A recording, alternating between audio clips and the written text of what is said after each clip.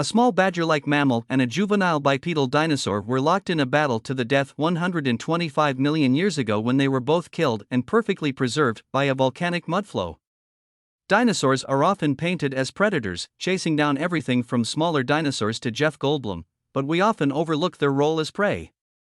Many dinosaurs were dinner for bigger dinosaurs, but as a fascinating new fossil reveals, some were lunch for early mammals, too. The unusual and rare fossil is 125 million years old and shows two animals locked in mortal combat as a carnivorous mammal attacked a larger plant-eating dinosaur. According to co-author on a new study, Dr. Jordan Mallon, who is a paleobiologist with the Canadian Museum of Nature, it's among the first pieces of evidence to show a mammal predating on a dinosaur, rather than the other way around. I think what's most interesting is the fact that this new fossil shows that ecological interactions between dinosaurs and mammals went both ways. It wasn't just the larger dinosaurs eating the smaller mammals, Mallon said to IFL Science.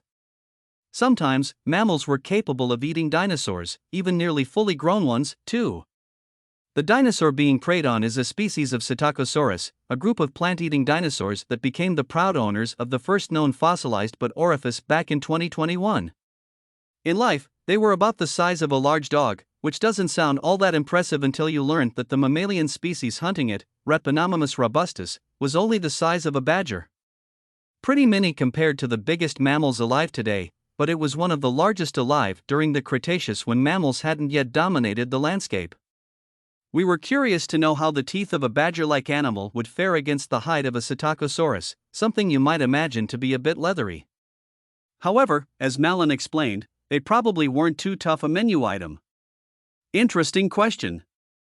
Although we have found skin impressions from Psittacosaurus before, we don't have any sense for how thick the skin was.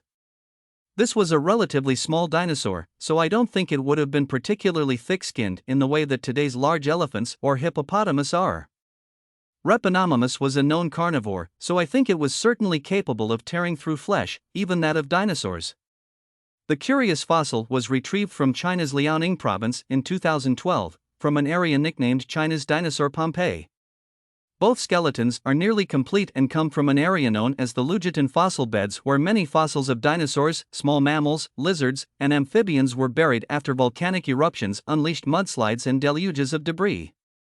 We can see this in the volcanic material that was found in the rock matrix of the study's fossil, as confirmed by mineralogist Dr. Aaron Lucier at the Canadian Museum of Nature.